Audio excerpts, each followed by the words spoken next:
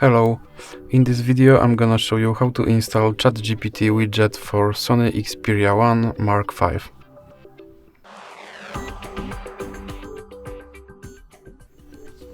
So start with opening Google Play Store. Now go to search bar and type Wally AI. Now click on Wally AI Assistant and click on Install.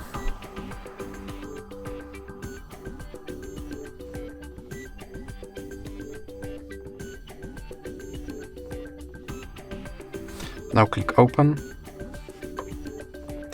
Here you can read some introduction, but I'm just gonna skip that. Now you have to open permissions to allow this AI assistant to draw over other applications. I'll go back and click Start.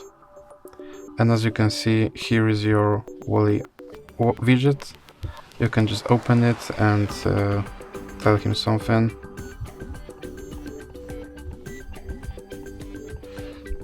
And as you can see, he will now generate the answer. You can just go back now.